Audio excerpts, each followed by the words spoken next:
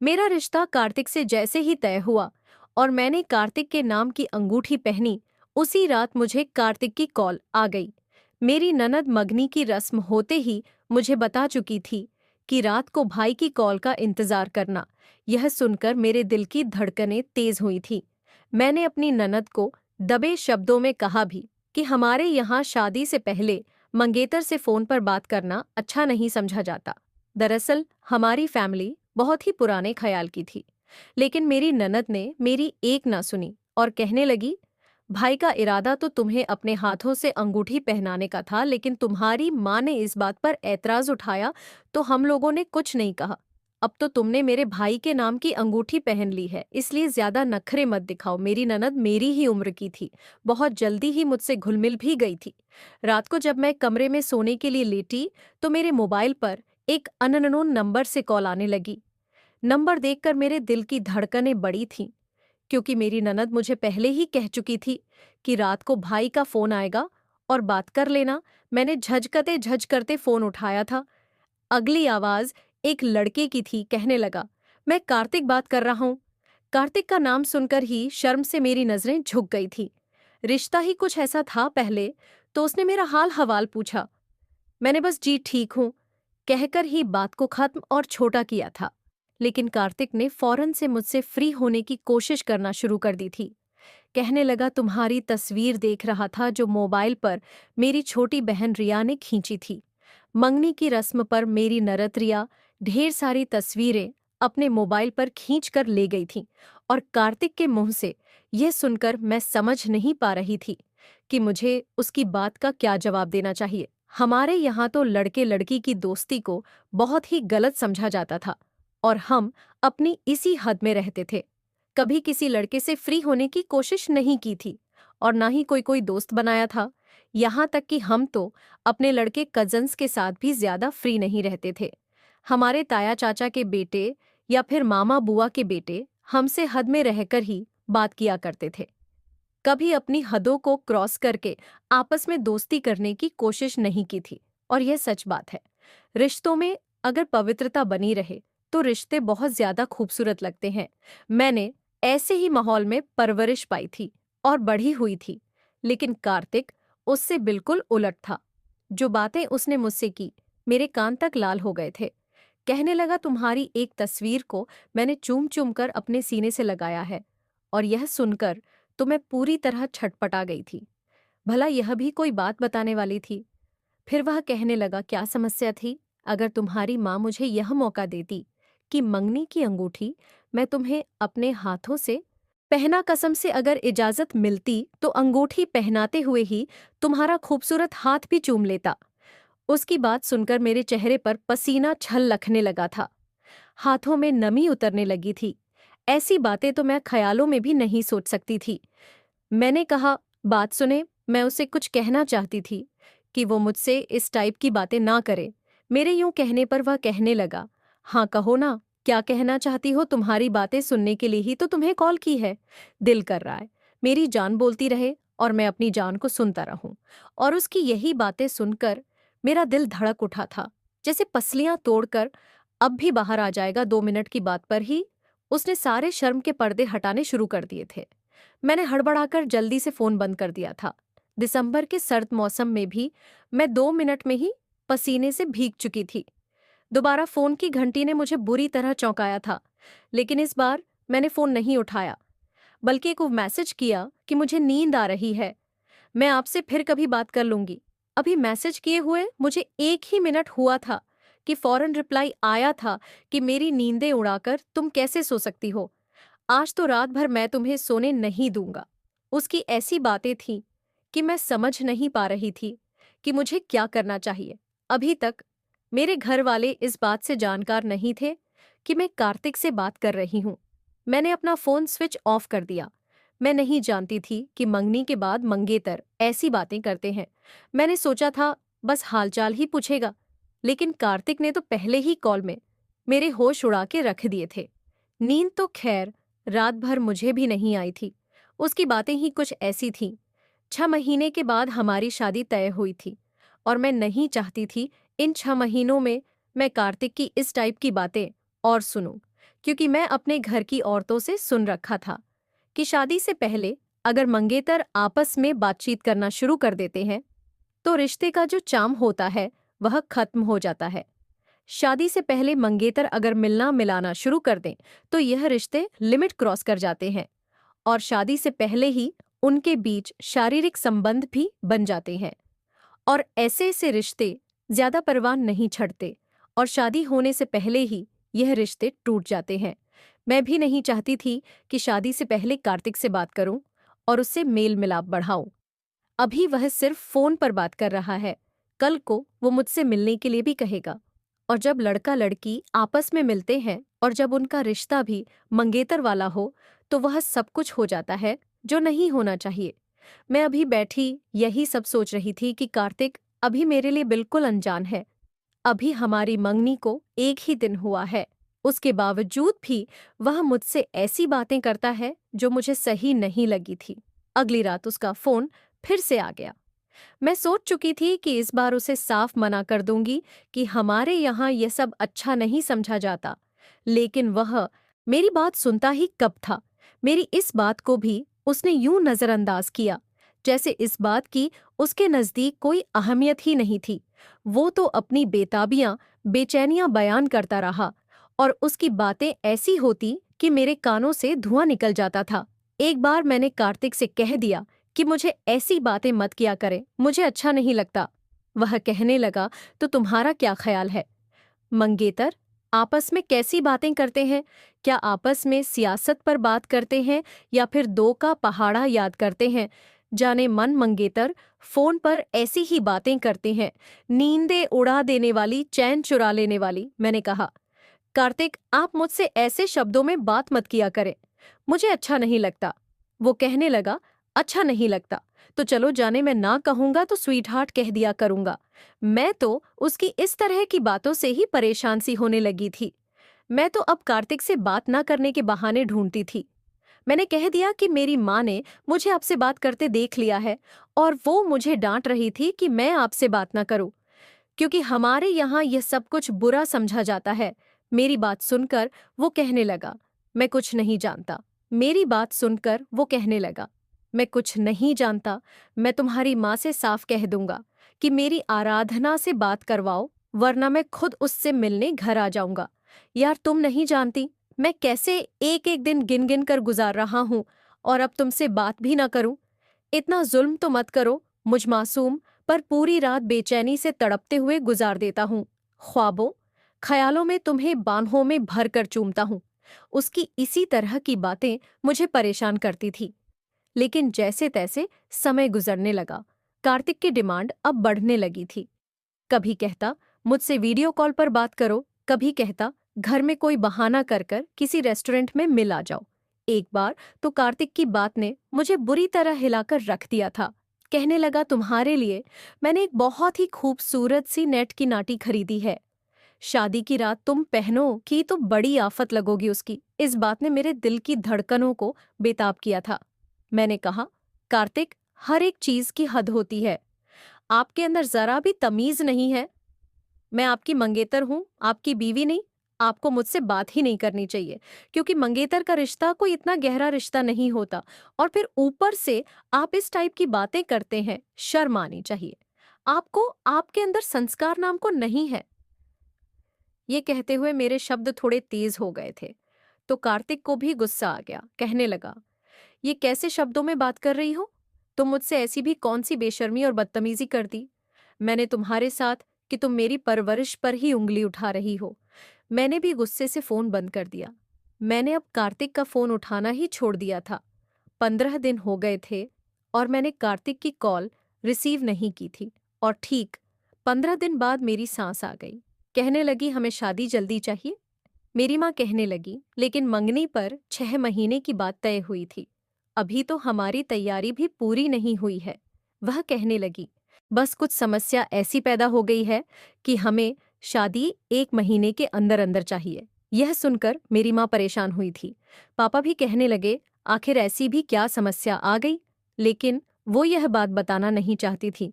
लेकिन मुझे समझते देर नहीं लगी कि यह सब कार्तिक ने कहा है। उसे जिद हो गई है और वह अपनी जिद में जल्दी शादी करना चाहता है। मेरी सास कहने लगी, कुछ घरेलू मसले हैं, बस आप हमें जल्द से जल्द शादी का समय दे दें। मेरी माँ ने जब चाचा ताया से सलाह मशवरा किया तो उन्होंने कहा कि शादी तो हमें करनी ही है। अगर वह लोग खुद से इतनी चाहत दिखा रहे हैं तो उनकी कुछ समस्याएं होंगी, तो जल्द से जल्द शादी कर लो। मेरे पापा ने भी इस बात पर हामी भली थी। उसके बाद कार्तिक की मुझे कॉल नहीं आई थी। 1 महीने का समय भी बड़ी तेजी से गुजरा था और मेरी शादी का दिन भी आ पहुंचा था। लेकिन जब मुझे मंडप में कार्तिक के साथ बिठाया गया तो मैंने देखा कार्तिक का मूड बहुत खराब था। मैं यह समझ नहीं पा रही थी आखिर उसे हुआ क्या है। जैसे ही विदा होकर मैं अपनी ससुराल पहुंची, मुझे कार्तिक के कमरे में बिठाया गया। मेरे दिल की धड़कनें बेहद तेज थीं कि पहले कार्तिक जिस बेताबी से मुझे फोन पर बात करता था, जाहिर है आज भी उसकी बेताबियां अपनी चरम सीमा पर होनी थी।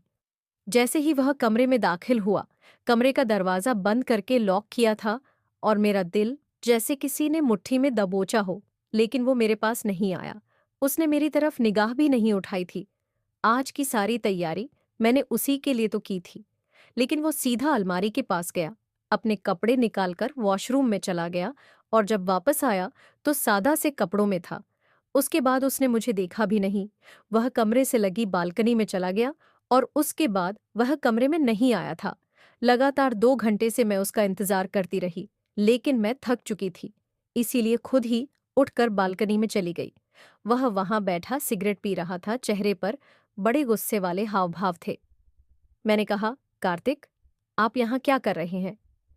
उसने मेरी तरफ मुड़कर नहीं देखा था। कहने लगा, तुम्हें इस बात से क्या मतलब? बड़ा रूखा सा अंदाज था। मैंने कहा कि मैं बैठे बैठे थक चुकी हूं। मेरी बात सुनकर कहने लगा, तो मैंने तुम्हें कब कहा है कि बैठी रहो? अरे भाई जाओ, कपड़े बदलो और जाकर सो जाओ। ये बात सुनकर मेरा दिमाग पूरी तरह से चकराया था। मुझे गुस्सा भी आने लगा था। अब मैं इतनी भी बेशर्म नहीं थी कि अपने मुंह से कहती कि मैं तो तुम्हारे लिए तैयार होकर बैठी हूं और इस वक्त तुम्हारी पत्नी हूं और आज की रात हमारी सुहाग रात है। शादी से पहले तो बड़ी बड़ी बेताबियां दिखाता था और अब। लेकिन मैं कह नहीं पाई। हाँ, लेकिन यह जरूर था, आज मेरी ख्वाहिश थी कि वो मेरी तारीफ करता, अपनी मोहब्बत का इजहार करता। मैं वापस कमरे में आई, अलमारी से अपना सादा सा ड्रेस निकाला और बदल कर लेट गई। लेकिन मुझे नींद नहीं आ रही थी। 1 घंटे बाद कार्तिक वापस आया और मेरे बराबर लेटकर उसने लैंप ऑफ कर दिया। मुझे अपनी तरफ खींचकर मुझे अपनी बाहों में भरा, लेकिन मुझे एक शब्द भी नहीं बोला था। उसने पति होने का हक वसूल किया था, लेकिन मुझे एक भी शब्द बोले बिना मैं समझ नहीं पा रही थी आखिर वो ऐसा क्यों कर रहा था। सुबह मैं जल्दी ही उठ गई थी। नहा धोकर मैंने अच्छी सी साड़ी पहनी, मेकअप करके तैयार भी हो गई थी। मुझे लगा अब तो वो मेरी तारीफ जरूर करेगा, लेकिन कार्तिक उठते ही नहाने चला गया। तैयार होकर सीधा कमरे से बाहर चला गया। अब तक उसने मुझसे कोई भी बात नहीं की थी। बात करना तो दूर, उसने मेरी तरफ निगाह भी उठाकर नहीं देखा था। मैं जब कमरे से बाहर आई तो मेरी सास और ननद टेबल पर नाश्ता लगा रही थी। मेरी सास मुझे देखकर मेरे पास आई और मुझे आशीर्वाद देने लगी। मेरी ननद मेरे कान में कहने लगी, बहुत प्यारी लग रही हो। मैंने बेदिली से मुस्कुरा कर थैंक्स कहकर बात टाली थी, जिसके मुंह से मैं तारीफ सुनना चाहती थी। उसने एक शब्द भी नहीं कहा था। वह सबके साथ हंस बोल रहा था, बातें कर रहा था।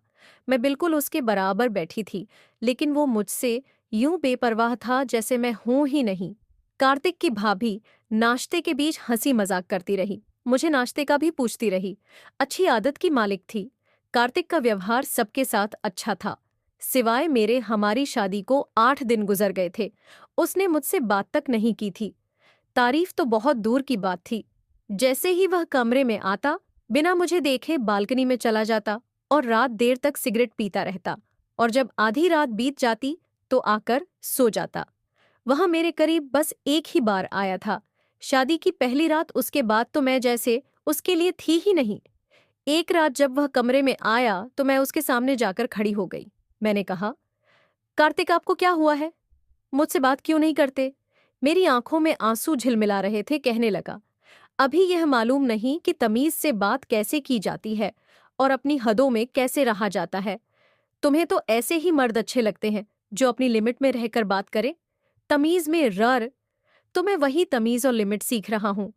यह कहकर उसने बड़ी बेदर्दी से मुझे पीछे किया और बालकनी में चला गया। मैं तो उसे देखकर हक्का बक्का रह गई थी। फोन पर मेरी की जाने वाली बात का कितना गलत मतलब लिया था कार्तिक ने। मैंने अपने बहते आंसू पोंछे और बालकनी में चली गई। वह वहीं 2 सीटर सोफे पर बैठा सिगरेट पी रहा था।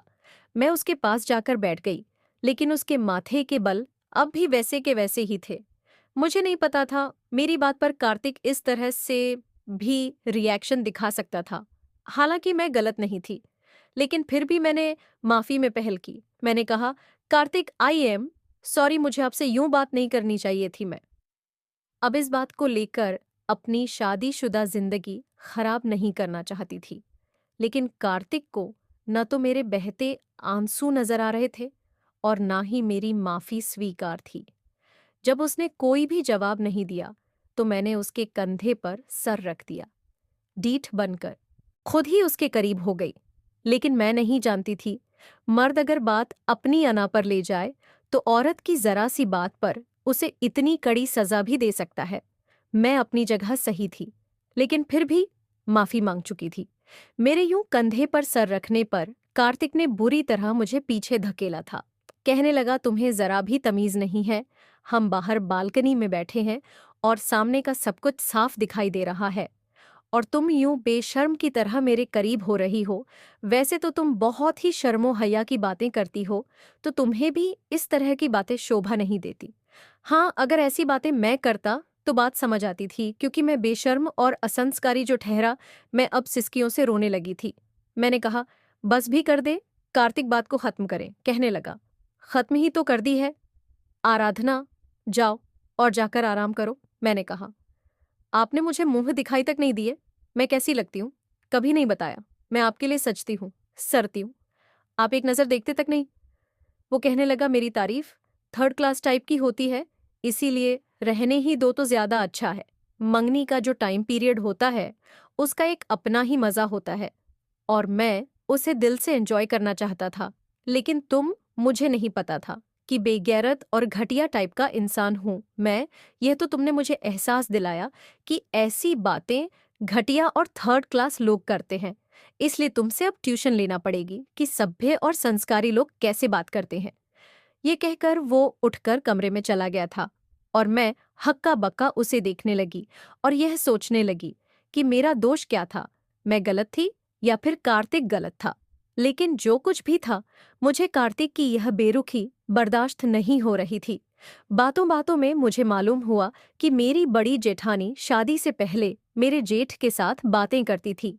दोनों मंगनी में ही कई बार रेस्टोरेंट में खाना खा चुके थे। मुलाकातें भी होती थी। अक्सर मेरे जेठ और जेठानी अपनी इन्हीं बातों को याद करके एक दूसरे को ताने भी दिया करते थे। मेरी जेठानी कहती कि पहले तो बड़ा कहते थे कि शादी के बाद यहाँ लेकर जाऊंगा, वहां लेकर जाऊंगा, और अब तो तुम्हें मेरी परवाह ही नहीं है। मेरी जेठानी कहती कि मेरी तो किस्मत ही फूट गई है। तुम्हारे साथ शादी करके मंगनी के बाद तुमने मुझे बहुत सपने दिखाए थे, कैसे मीठी मीठी बातें किया करते थे, और अब मेरे जेठ कहते हैं कि तुम भी तो पहले की तरह नहीं रही हो। वैसे भी मंगनी का नया नया खुमार होता है, इसलिए मैं तुमसे बहुत सारी बातें करता था। मैं समझ गई थी। कार्तिक भी अपने भैया भाभी की यही बातें देखकर काफी इम्प्रेस था, इसलिए ऐसी ही बातें वो मुझसे भी करना चाहता था, जो मेरी नज़र में ठीक नहीं थी। लेकिन अब शादी के बाद उनकी बहुत अहमियत थी। हर औरत का हक है कि उसका पति उसकी तारीफ करे, मोहब्बत से बात करे। लेकिन कार्तिक मुझे उस जुर्म की सजा दे रहा था जो मेरे जानने में मैंने किया ही नहीं था। मैं अपनी जगह सही थी। एक बार मैं अपनी जेठानी के साथ बाजार गई थी। अभी मैं मॉल में शॉपिंग कर रही थी कि तभी मेरी नज़र कार्तिक पर पड़ी। वो किसी लड़की के साथ हंस हंस कर बातें कर रहा था। काफी एडवांस टाइप की लड़की थी। कार्तिक के हाथ पर हाथ मारकर यूं हंस रही थी जैसे कि आपस में बड़े अच्छे फ्रेंड्स हों। जब मैंने देखा तो मेरा दिल धड़कना भूल गया था। जेठानी भी यह देखकर कहने लगी, यह तो होना ही था। मैंने अपनी जेठानी को हैरत से देखा। मैंने कहा, क्या मतलब है भाभी? आपका कहने लगी कि देखो भाई, मंगनी के बाद तुमने कार्तिक को बिल्कुल भी घास नहीं डाली। वह तुमसे फोन पर बात करना चाहता था, तुमसे मिलना चाहता था, तुम्हारे साथ वक्त गुजारना चाहता था, लेकिन तुमने उसे बेइज्जत करके रख दिया। देखो, पति होने के बाद मर्द की दिलचस्पी औरत से बिल्कुल हट जाती है। मंगनी के बाद का जो चार्म होता है, अगर लड़की उसे अपने मंगेतर को एंजॉय ना करवाए तो वह दूसरी लड़कियों में दिलचस्पी रखने लगता है। अब कार्तिक को ही देख लो, मगनी पर मरता था तुम पर, लेकिन तुमने उसे बेइज्जत करके दिया। अब देख लो उसका अंजाम क्या हो रहा है। दूसरी तरफ उसका दिल खराब हो चुका है। अपनी जिठानी की बात सुनकर मैं परेशान हो गई थी और यह सोचने लगी, अब मुझे मंगनी जैसे एक नाजुक से रिश्ते में बेहयाई करनी चाहिए थी। क्या कार्तिक की सारी डिमांड मैं पूरी कर देती? अगर वह मुझे मिलने के लिए होटल बुलाता तो क्या होटल भी चली जाती और शादी से पहले ही वह सब कुछ कर लेती जो शादी के बाद किया जाता है? क्या तब मेरी जगह कार्तिक के दिल में बढ़ जाती? मैंने तो हमेशा पवित्रता का पाठ पढ़ा था। मैं रोती हुई वहां से घर वापस चली आई। मैं सोच चुकी थी कि आज कार्तिक से फाइनल बात करूंगी। जब वह घर आया तो बहुत खुश था। मैंने कहा, किसके साथ घूम रहे थे मेरी बात? पर वो कुछ हैरान हुआ, हंसने लगा और बोला, यूनिवर्सिटी की एक लड़की मिल गई थी, बस उसी से थोड़ी देर एंजॉय कर लिया। अब हम जैसे बदतमीज तो ऐसे ही होते हैं, तुम्हारी तरह समझदार नहीं होना, वरना अपने क्लास फेलो से बात ही नहीं करता। मैंने कहा, आप ठीक कह रहे हैं, मुझे भी ऐसा ही हो जाना चाहिए। मैं भी यूनिवर्सिटी में लड़कों के साथ पढ़ती रही हूँ, लेकिन मेरे माँ बाप की यह गलती थी कि उन्होंने मुझे हमारी सभ्यता, संस्कृति और शर्मो हया का पाठ पढ़ाकर वहां भेजा था। मैंने किसी भी लड़के से बेफजूल बात नहीं की, क्योंकि मुझे यही सिखाया गया था, हमेशा अपनी इज्जत की सुरक्षा करना, अपनी हद कभी भी पार मत करना। लड़की की इज्जत कांच की तरह नाजुक होती है, एक बार टूट जाए तो किरच खिंची हो जाती है और उसकी चुभन जिंदगी भर रह कहती है। लेकिन शायद वह गलत थे और मैं भी गलत थी, जो आज तक अपनी नजरों की हिफाजत करती रही, खुद को छिपाकर रखती रही, इसलिए कि मैं यह समझती थी कि मेरी हर चीज पर सिर्फ मेरे पति का हक है। लेकिन नहीं, मैं गलत थी। ठीक तो आप हैं, कार्तिक लाइफ को एंजॉय करना जानते हैं, आप स्कूल लाइफ को एंजॉय करते हैं, यूनिवर्सिटी लाइफ को एंजॉय करते हैं, यहाँ तक कि मंगनी के बाद की लाइफ को भी। जो मैंने आपकी खराब कर दी, मुझे भी यही करना चाहिए था। यूनिवर्सिटी के लड़कों से हंस हंस कर बातें करनी चाहिए थी, अपना आप छुपाने की बजाय दिखाना चाहिए था। अगर मैं ऐसा करती तो आज मेरे भी बहुत से लड़के दोस्त होते, जो कभी मुझे किसी मॉल में मिल जाते तो मैं खूब एंजॉय करती और मुझे उनसे हर तरह की बात करने की आदत होती, तो शायद मंगनी के बाद आपकी हर बात का हंस हंस कर जवाब देती।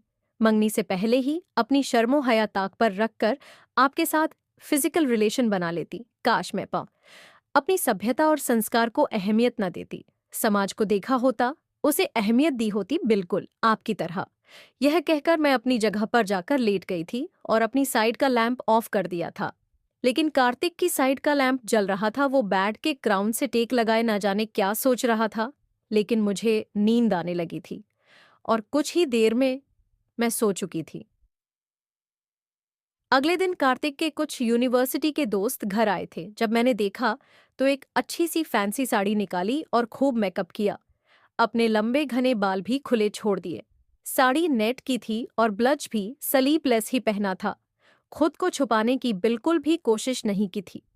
बड़े फ्रेंडली अंदाज में मैं ड्राइंग रूम में दाखिल हुई थी।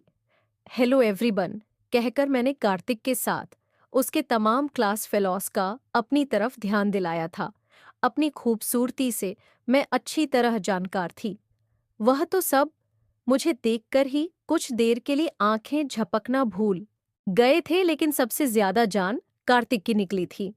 मैं बड़ी आदा से चलते हुए कार्तिक के बराबर में आकर खड़ी हो गई। मैंने कहा, मेरा इंट्रोडक्शन नहीं करवाएंगे अपने दोस्तों से कार्तिक को?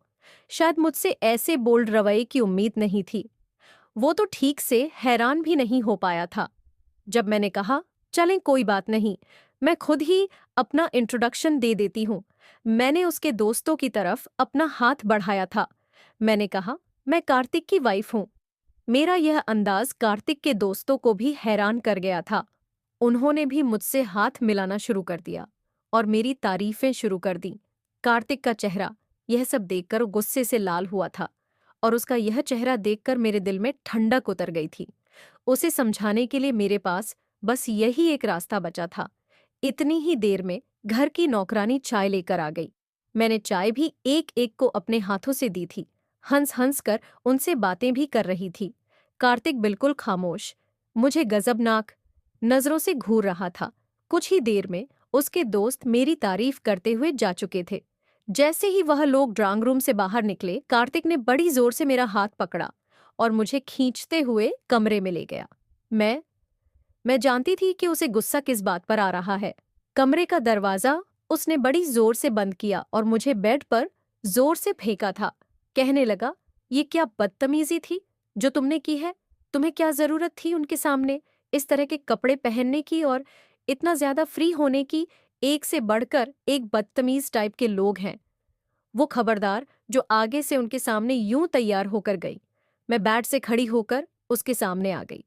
मैंने कहा, क्यों ना उनके सामने तैयार होकर जाऊं? मुझे भी तो मेरी लाइफ एंजॉय करनी चाहिए। बहुत अच्छा लगा मुझे, काफी दिन से तारीफ सुनने को नहीं मिली थी।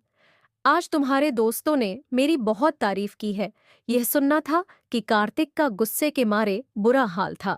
मुझे दोनों बाजुओं से पकड़कर उसने बुरी तरह से झिंझोली, पत्नी हो तुम और मेरी इज्जत हो। अगर दोबारा उन्होंने तुम्हें नजर भर के भी देखा तो जान ले लूंगा। उनकी बहुत शौक है। तुमने तैयार होने का तो मेरे लिए हुआ करो, समझी खबरदार, जो किसी गैर के सामने यूं तैयार होकर गई। मैंने कहा, आपके लिए? आपके लिए क्यों कार्तिक? आपके नजदीक मुझसे ज्यादा आपकी क्लास फेलो अहमियत रखती है, मैं नहीं। मेरी बात सुनकर वो कुछ शर्मिंदा सा हुआ था। कहने लगा, बस मुझे तुम्हारी वो बात बुरी लग गई थी। कहने लगा, आई एम सॉरी, लेकिन प्लीज मुझे तुम जैसी हो वैसे ही अच्छी लगती हो और ऐसे ही रहा करो। मुझे तुम्हारी बात अब समझ आ गई है, लेकिन बस भाई भाभी को मैंने उनकी मंगनी के समय ऐसे ही फोन पर बात करते हुए और रेस्टोरेंट में मिलते हुए देखा था। इस मुझे भी ऐसा लगा, ऐसा शौक होने लगा कि जब मेरी मंगनी होगी तो मैं भी ऐसा ही करूंगा। लेकिन तुमने बात यहीं तक पहुंची थी कि बाहर से लड़ने झगड़ने की आवाजें आने लगी थीं। मेरी जेठानी के बही रोज के ताने शुरू हो चुके थे कि शादी से पहले तो तुम बहुत मोहब्बत जताते थे, अब वो तुम्हारी मोहब्बत कहाँ चली गई? पहले मेरे लिए जितना बेचैन रहते थे, अब उतना मेरे लिए बेचैन क्यों नहीं रहते? उधर मेरे जेठ कह रहे थे कि वक्त के साथ साथ सब कुछ बदल जाता है। शादी के बाद मर्द के ऊपर जिम्मेदारियां बढ़ जाती हैं। 2 बच्चे हैं। हमारे शादी को 5 साल गुजर चुके हैं। मैं तुम्हारे ये चौंच बर्दाश्त नहीं कर सकता। मेरी जेठानी कहने लगी, तुमने भी तो शादी के बाद मुझे वह मोहब्बत ही नहीं दी जो मंगनी में किया करते थे।